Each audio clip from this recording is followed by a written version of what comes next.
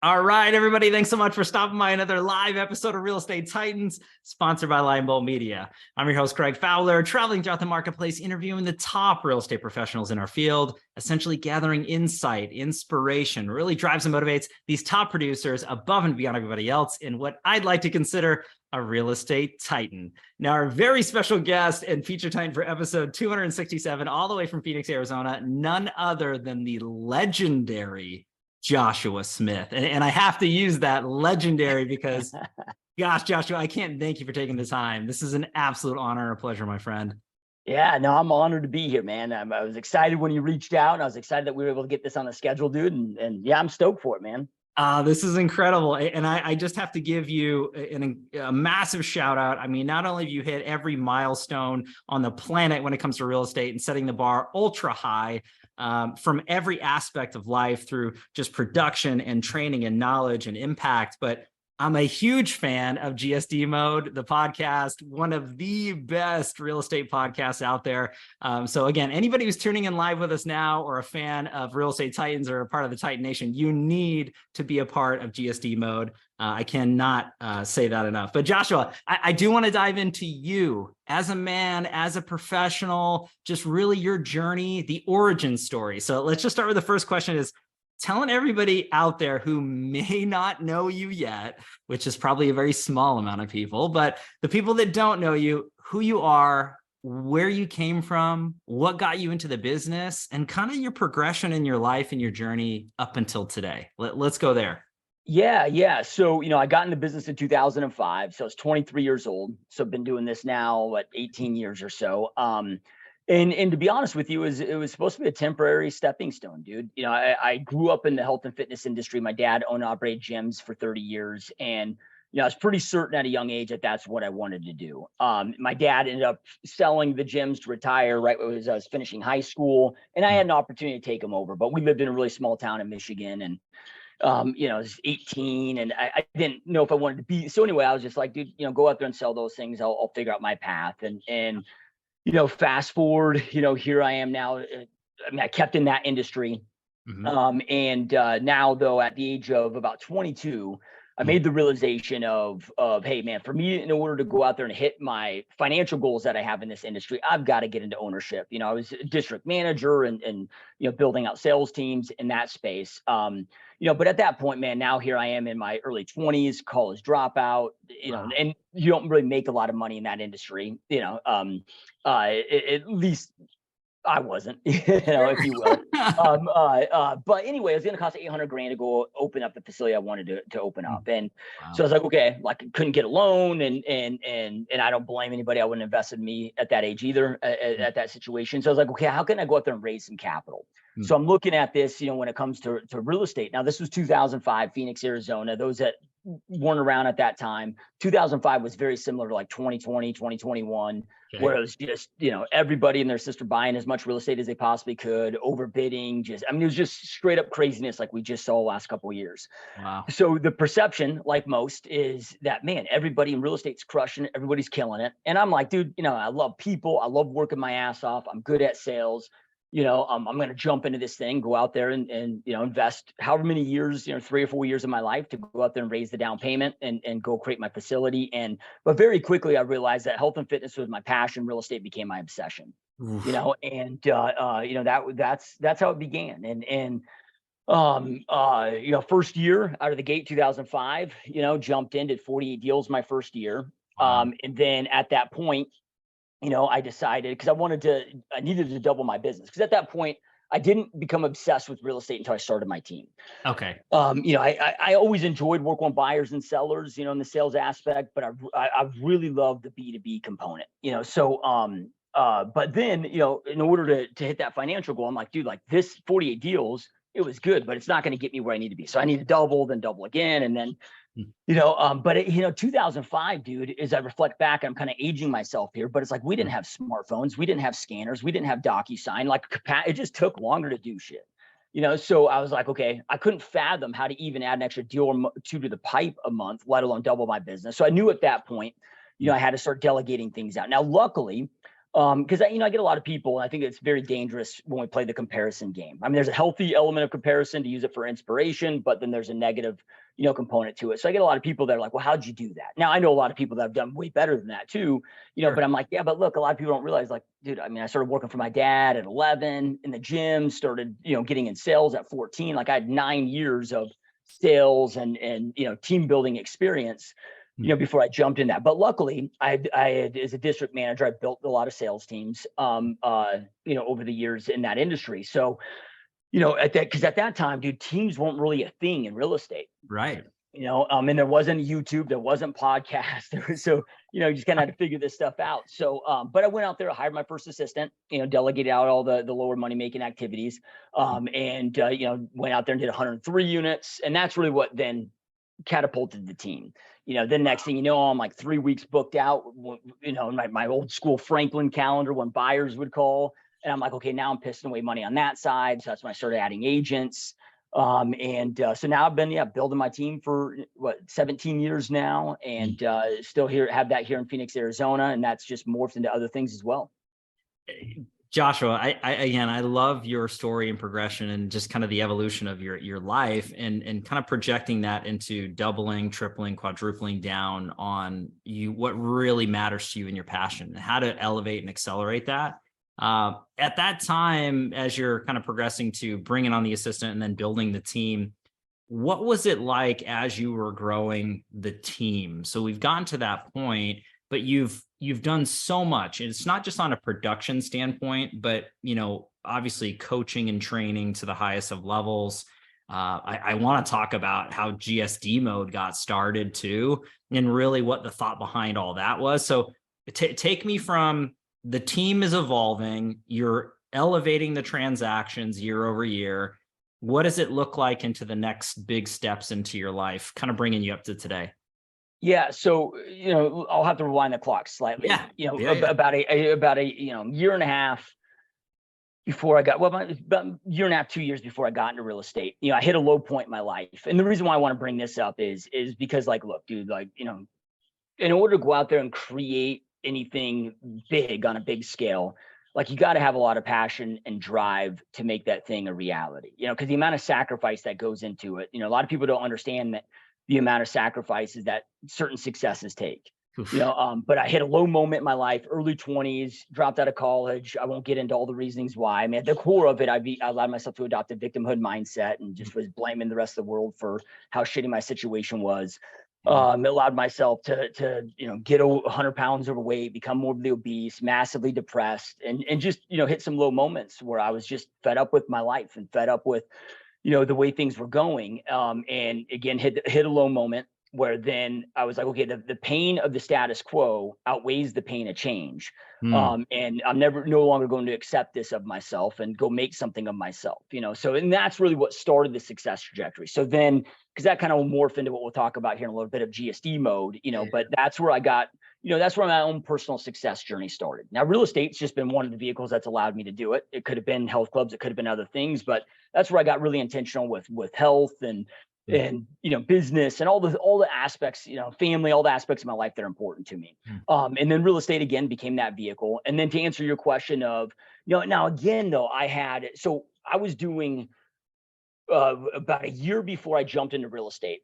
I had just opened up for the first time as far as my professional career. I helped my dad as a kid do this, but as far as like managing it from beginning to end, I opened up, I did all the pre-sales and launched a gym. Now, I wasn't the owner, but I launched it for them as the manager. So, going through that process, it's like, okay, as they're going through the construction process, now I'm sitting out there in a trailer, no membership sales, no residual income. And I start doing all the pre-sales. Okay, well, then we hit a certain membership base, right? Well, we have a certain amount of members. Okay, well, then at that point, and the KPIs were laid out of, okay, well, here's where you can bring on here's where you can bring on admin assistant help. Okay, well, here's the KPI you need to hit to bring on your first salesperson they can hire. then the second salesperson, the third salesperson, and then eventually step into, running a sales and managing the sales team. And, so when it came to building my own team, I just had really followed what I knew and what it worked. Cause I always looked at this is it didn't matter if I was selling memberships and personal training packages, or if I'm selling my own self on how to, be somebody's realtor, to be their guide to help them go from this living situation to the next living situation, or be somebody's guide to help them accomplish their real estate goals. Sales is sales, and building teams is building teams. And now, I've owned 13 different companies over the years, and a lot of those have been outside of real estate. And I can just tell you, dude, it's all the same thing. Products interchange, but team building, sales, marketing, the biggest differentiator is the product itself, right? So luckily I had experience with that. So, it was, I don't want to say it was an easy transition because there was a lot of headaches with it, but I knew and I understood the importance of systems and processes. And so when, I'm bringing on my salespeople, bringing, my first agent. Okay, well, hey man, I got to have a training protocol for them. I've got to have, an onboarding protocol. I got to make sure I'm hiring the right person that can handle this business and represent me with my clients. Because at that time, it wasn't, when I first started my team, it wasn't like your traditional teams today where, I'm just giving them a bunch of leads, but I mean, they were working my overflow. So these were people I knew, people wanting to work with me, that I needed them to represent me and my brand, that I just couldn't. So, there was a process to that, for about my first 6 or 7 years of my building my team, man, I had some hardcore requirements. Like you had to close 36 deals a year to be with my organization. I mean, I remember one year is I had to only hit 19 deals. I'm like, dude, sorry, you haven't made the cut. Like you got to go. Now today, the way I run my real estate company, I'd gladly have that person back. He probably wouldn't come back, but I had very high standards, ran those standards, but it was very strict onboarding, very strict of here's the process that you're going to follow. Because look, the way I look at this is, I'm not a cook, I'm not a chef, however, if I want to go out there and cook a great meal, I can go get a proven cookbook that has a proven recipe, a world-class recipe. As long as that recipe is broken down in a simplistic fashion that I can follow to a T, I can go out there and cook a world-class meal, even though I'm an amateur chef. So then I'm like, how can I take these, agents? And we do this all the day. So, with my team now today, it's like, how do I take a brand new agent fresh out of school and get them making 30, 40 grand a month after splits within 6 months? Wow. It's give them world-class recipes to jump into. Now, it doesn't mean it's going to be guaranteed. Like they still have to have the drive. They gotta do the work. Like you can give people all the cheat codes in the world and still 80% of the general public won't do shit with them. Well said. So luckily, that went really well. The biggest disruption that I had was, 2008. I had my first, few years, 2.5 years of building this team. And I'm like, another year I'll be able to, have it where I'm out of production. And then I could just focus on operations. And I thought by probably year 5, I'd be able to be out of production and operations. Well, then 2008 hits. And Phoenix, Arizona was one of the hardest hit real estate markets in the country. And everywhere was just devastated by 2008. Right. But the blessing that I had at the time was I was so new. It was like ripping out a blank piece of paper and reinvent myself each and every day anyways, that I didn't have bad habits yet. Or I wasn't stuck in my ways. So I was very adaptable. I was already used to adapting each and every day. And I was able to read that market. I had some great mentors.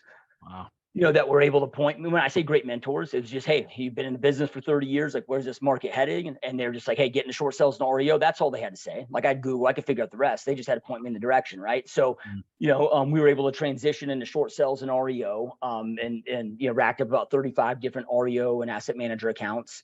But the reason why I got really sucked back into production hard is like Fannie Mae Direct. And, with Fannie Mae Direct, I mean, we had certain months where we were getting 90 listings a month just from that one account, so you get some of these bigger accounts that are $1 million a year accounts. Well, the asset managers only wanted to deal with me. Now I could have all the work delegated out, but I still had to be a little bit, a lot more involved, I should say. Sure.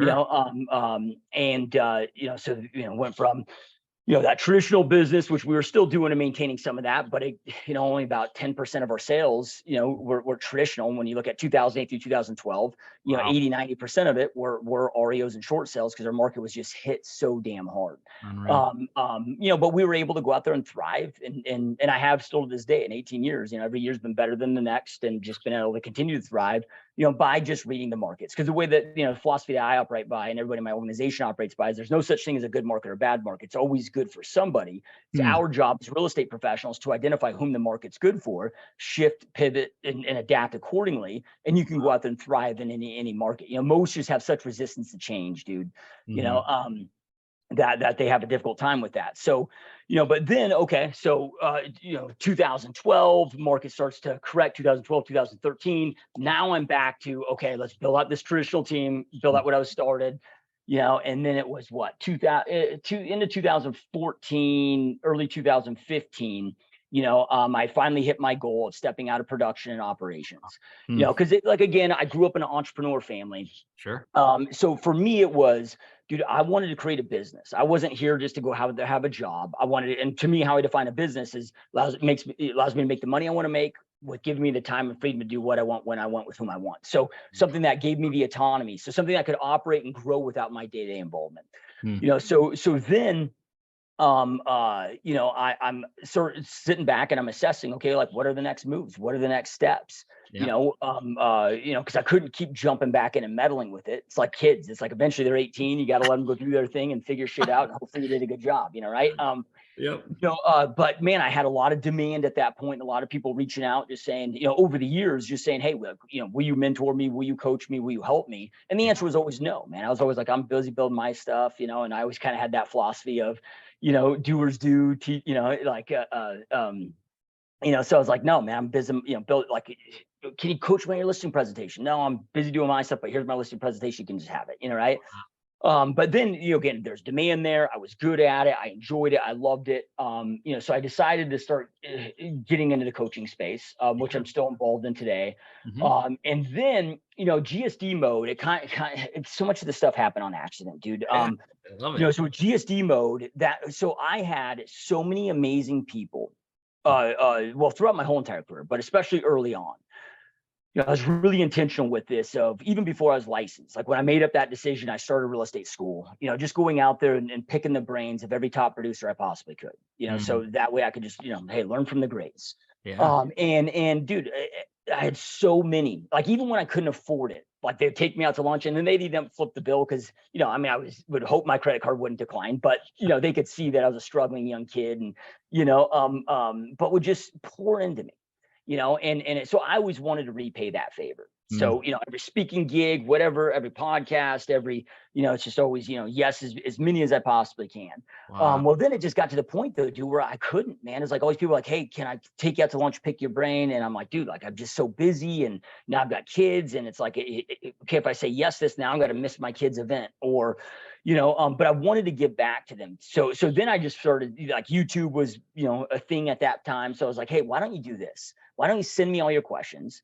I'll just answer them, on a video. Just I give you the same answers that I give you if we were sitting to coffee. This way you have them, you have the recording, but I'll put it out there publicly so other people can learn from it. Wow. And so I just started doing it for that. I ended up releasing, I don't know, about 300 videos over about a year or so span. And that did kind of morphed into GSD mode, where I just saw this thing, like it just started developing such good traction, getting so much great feedback. And then I just had the idea for, hey man, let's go out there and start this podcast thing, with no intent to ever like I don't run ads. I don't have sponsors. It's just, to get back to an industry that's changed every aspect of my life. And, 8 years later, a few thousand episodes in, here we are with that.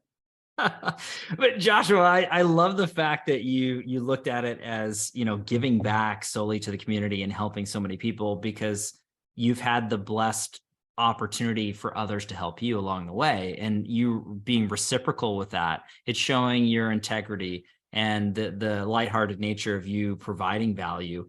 I think it morphing into what it is today is a beautiful thing. It's a need that is massive out there. People are trying to learn and to grow and to learn from the greats, to learn from individuals such as yourself who have been there, done that, bought the t-shirt, and continually evolving to the highest of levels.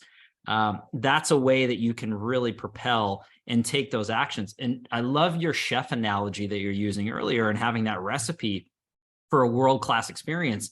But truly, those individuals that are tuning into GSD Mode and Real Estate Titans and so many other wonderful podcasts or YouTube channels that are out there, I think ultimately they've got to apply the knowledge. And you're the perfect example of just constantly pushing the information out, but then taking action upon it. And I want to spin this just a different question, Joshua, because you're on fire, man. I just love all the delivery and all your information. Where does that drive come from? Every day doing what you do to the level that you do it at. We're talking about now 18 years, but let's go way back.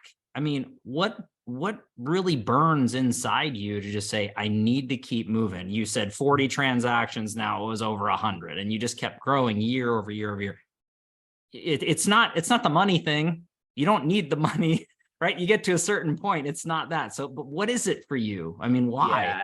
I mean, I'll be honest, in the beginning, it was, proving the world wrong, proving people wrong.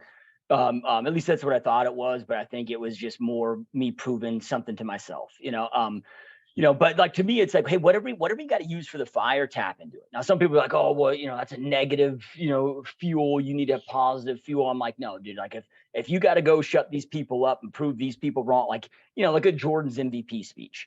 It was just all the people that cut him, all the people that bet against him. He just went and thanked all of them. Right. So, whatever that fuel is, then eventually, it got to a point where I was like, okay, like that no longer did it for me. So I had to identify and tap into that next thing, so, first start off with just, proving, when I say the world, just certain people, wrong. Then, like I said, it came to about proving something myself. So then because for me, it's really never been about the money. Like I'm not the best with money, dude. I'm not, like, I've always, had businesses where I make good money and made a lot of it, but I've had most of my career, I've spent it as fast as I've made it. And Sure. I made some good bet, but to me, it's like, I just don't really give a shit about money, dude. It just means nothing to me. It's, and I know that that's bad to say, but it's just not, so it's a byproduct. It's, I look at that as a scoreboard. So, it's an important resource, allows me to do more of what I do. So I do take it serious, but that has never been the driver for me, I guess is what I'm trying to say here.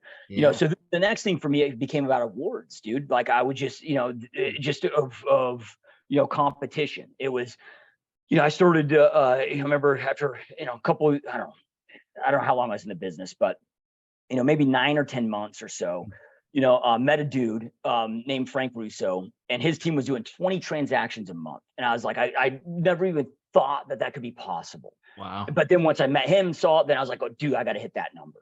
And then, as you start producing and now you're getting out of the rooms, now I'm meeting people doing 500 deals a month now, or 500 deals a year. Then I'm like, okay, I want to be that. Then so it just became about awards, awards, accolades, like just racking those up. And again, we're not really about the award and the accolade. It was just the competition of it. Sure. So it morphs and changes over time, and now today it's really just, like you got to have a lot of self-awareness. You got to really understand, who you are to the core. You got to know exactly what is that you want, why you want it, why it's important to you. When people have a tough time with discipline or drive or anything, that is typically just a lack of clarity. When you were extremely clear again on what you want, why you want it, why it's important to you, like burnout I've never found burnout to exist. I mean, I've experienced it, but it's all at times where I haven't had clarity. I've lost sight of it, and now today it's more around impact. And when I say that, that's not just because I'm some amazing human being, right? I can say that. I can say that about you. You don't have to say it. But being fully honest and transparent with people, I'm like, hey, like, why do we do that? Why do we go out there and give back? It's like, okay, because it makes me feel really good about myself. Sure. So there's always a selfish component to it. I mean, at least for me, it's like, hey, it's when I feel my best, dude. It's, when I'm doing something, when I'm building something that has a big impact on others, makes me feel good about myself, makes me feel value, gives me purpose, but I like building, epic shit that has a big impact on other people's lives and building that epic shit with, epic people that I enjoy spending time with. And, and I've tried it. I've tried taking time off. I tried, I've thought about, selling things in retirement, but it's like, those are always paths that I go down. I'm more, more miserable than I am when I'm building. Like, I just love it. I'm just one of those, I guess, twisted, weird human beings that just loves doing what I do. The best kind of human being, Joshua. Don't ever change that, my friend. Anybody who knows you and respects you, loves you for that, please don't. I think that's huge. And you're again, setting the tone, the example for the future of the business in addition to, because you're far from hitting the highs of highs into that. I mean, you've done so much, but there's so much more to do and impact. And you talk about really looking at it from a standpoint of impact. And Joshua, I know you've impacted so many professionals all over the world with what you do and how you do it. I do want to talk about your training, really learning from you and all the experience that you have, but also so many others that you've helped get to the peaks. So let's talk about that, because we hit GSD. I do want to talk about boot camps and things along those lines. So where did that all come to fruition? Yeah, again, I never thought I'd go down the coaching path. But then, again, it was just there, right? Like it was, yeah, I'm sitting there trying to figure out, okay, what's that next thing, after I'd stepped out of production operations, looking for that next thing to go out there and build. But I had to start assessing, okay, what am I good at? What do I enjoy? What am I passionate about? But then also, what's their demand? Like, where's their demand? It fit all those buckets. So then I'm like, okay, let me go down this path. But then as I started reflecting back, because I'm a self-development junkie, so at that point I had spent about $1 million on my own coaches, like being coached myself, to go out there and figure out how to build what I wanted to build. Sure. In order to figure it out, man, I had to hire a lot of coaches way outside of real estate, specialists in this type of business. And, I just could never find this solution in real estate. And the amount of time and money I had to exhaust and spend frustrated the living hell out of me. So then, as I'm doing this, I'm like, okay, like anything I get involved in, I'm like, okay, I want to create something that I'm proud of, something that actually has an impact, something that, okay, let me go out there and build the product I wished always existed. Because what I discovered is it's not enough just to tell people what to do and how to do it. Like, you got to give them the supportive plug and play materials, so then they don't get bogged down with the building and, have all the overwhelm. And then from there, it was just like, okay, everything was like a piece of the puzzle. It's like, okay, I'd hire this coach to give me this piece of the puzzle, this coach, this piece of the puzzle. I'm like, okay, where's the actual business building platform out there? So whether you're a brand new agent or team leader or brokerage owner, that can take you to really go out there and scale, and that's where I decided to go out there and create. Really, it's almost like I just kind of license or franchise my entire model, but packaged up in a coaching program where, they're given everything inside my business, every operations manual, every piece of, whatever, all in editable format. And they get daily access to me to help them go out there and build what they're looking to build. About a third of my clients, it's about a third from individual agents, team leaders, and broker owners. Okay. But the one commonality is they're all entrepreneur minded. And they have the goal of building an actual business. Like, they're not looking at just going out there and, cold calling for the rest of their life and having a job. Like, they want to go out there and create a business, something that, they can eventually sell, because it's a very hardcore system-based business, program, where we're going to A to Z with it, so, and that morphed into other things too. It was like, okay, I started doing that. Then all of a sudden, people reaching out to me inside the program of, hey, I want to use, the boom towns of the world, the KV cores of the world, the systems that you're using, but I can't afford the $1,500 a month. So then I'm like, okay, well, I just tried putting together pieces for them of software, that was more, and I realized at that point, okay, everything's been built for the team leader or brokerage owner, which makes sense. They have deeper pockets, but I'm like, 97% of this industry are individual agents who never join a team, never be on a team, never have a team. Nothing's been built for them. So I started a software company where it's like, okay, let's go create the Boomtown or the KV core, but, an all-in-one website CRM, system, but that's under $200 a month, so.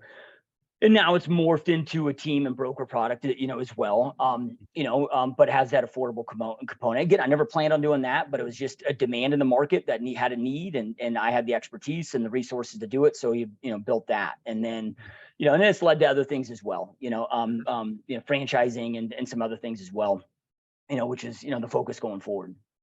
Joshua, I love how you're giving us all the details out there, because I think it's crucially important is to understand why someone does what they do. And especially somebody at your level, to have that full scope is massive.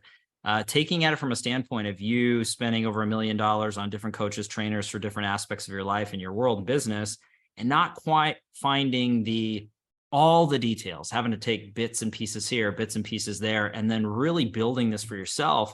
Fact of the matter is that you comprised all that data and distilled it down to the success market that you built, and then essentially distributing that out to the masses, which I think is huge. And you're absolutely right. There are very few opportunities for someone to really be 100% open and honest with what really is effective to grow and scale and build a business to the level that you built it at, and then above and beyond. So I love that. what's the best way if anybody's tuning in, they're like, man, I really love what Josh was saying. I love his story and everything about him. I want to learn more.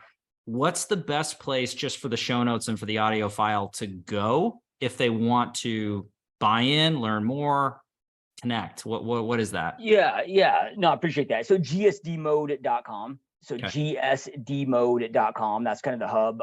So on there, I mean, all the places the podcast housed, got a bunch of free resources on there, trainings, ebooks, all of that. So, you know, you go check out all the free content. I mean, you can learn more about coaching and software on there too, but I recommend just start with all the free stuff. Love it. You're the best. And so Joshua, I want to break it to the second and the last part of this when it comes down to it, because everyone tunes in to the Titans and they want to know how and what and why. So you've given us so much information, but if you could go back on your career thus far and pick or choose one or two things that you added or implemented that you really saw growth, you saw massive movement of the needle. What does that look like for you? What piece of advice would you give anybody tuning in live or just tuning in after the fact? What would you say? Yeah, so for me, this is threefold. I'm cheating Love here it. because you gave me a little prep before we hit the record button on this. So okay, there's three massive mistakes that I made that took me a long time and a lot of pain and suffering and money to figure out. All right, the first one, which I've already talked about a little bit, but it took me too long to get extreme clarity on what I wanted, why it was important to me. If you look at your real estate business is a vehicle that can allow you to go out there and live the life you want to create. Well, I didn't have enough clarity early on. It took me about 4 years or more, and it's always shifting and changing, but it took me about 4 years to really wake up to this aspect. Wow.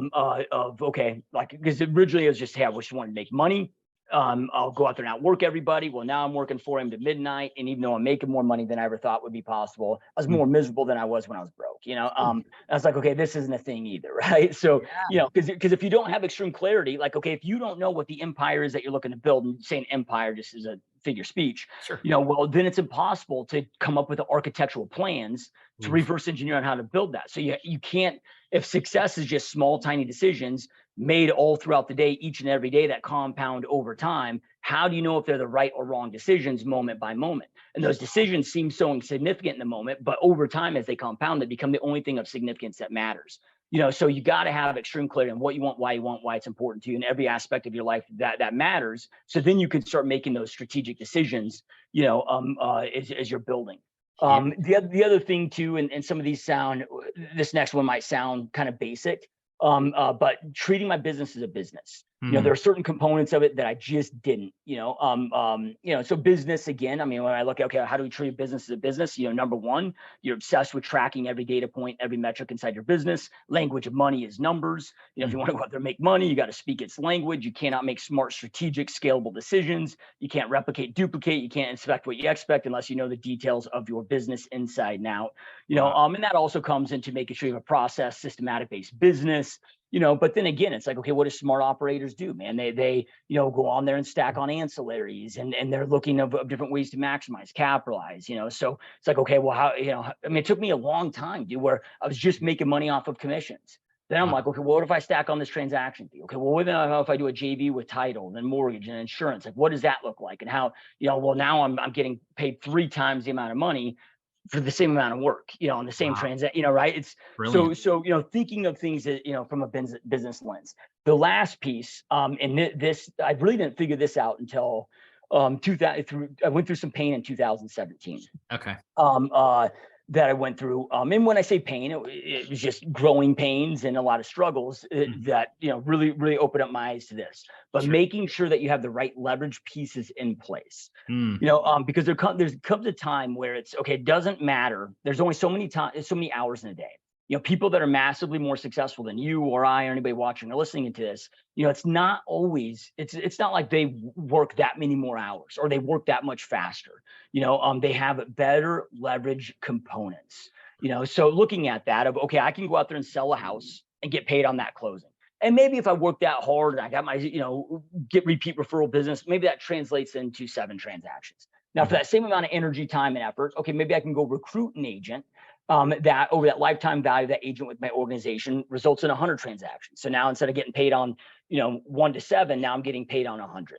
You know, and that's assuming that they're not even referring or bringing other people in as well. You know, it's like, what are those different leverage components, you know, that you can strategically implement that can allow you to grow on such a faster scale and go big? Because those that, you know, truly go big in any element of business, they truly understand the power of the right leverage vehicle. Joshua, that whole piece was massive. I mean, gold nugget after gold nugget after gold nugget. You know, huge into clarity, treating it like a business as you should, and then really looking at leverage. Those are from someone who has really deeply understood and gone through the aspects of seeing business take shape.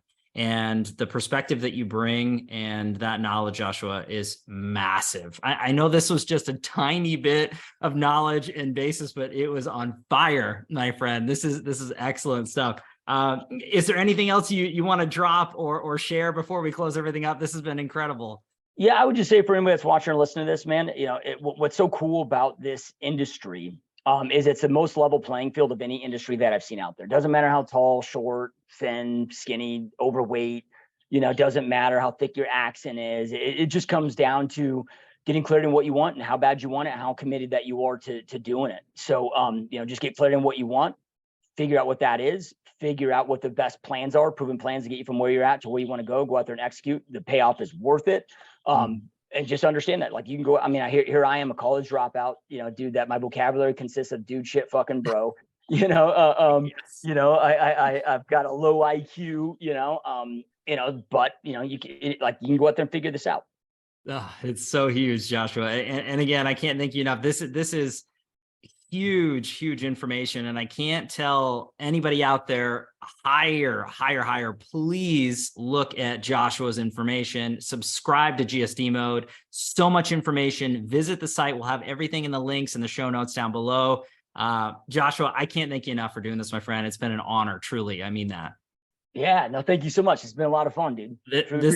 This is huge. And I do have to give you an official dubbing. You are a real estate titan, my friend. That is a badge of honor that you can wear for life. There's no trophies, no plaques, but it's in your heart. No one can ever take that away. It's true nature. High bar you set, my friend. So I can't thank you enough. Yeah, 100%. Thank you so much. This is great. And everybody, thank you as always for your time and attention, your love and support. If you like your Doing Real Estate Titans, don't forget to like and subscribe. You do know what to do at this point. I do have to give our sponsor a quick shout out, Lion Bolt Media. If you are a real estate professional looking to grow and scale your business with digital marketing, layering and leveling, saturation, lead generation, conversion to more closed transactions, visit lionboltmedia.com. We're live here on Real Estate Titans every Tuesday afternoon, a different Titan, a different location. We'll catch everybody in the next live episode of Real Estate Titans. Take care. Thanks, Joshua. Yep. Thank you.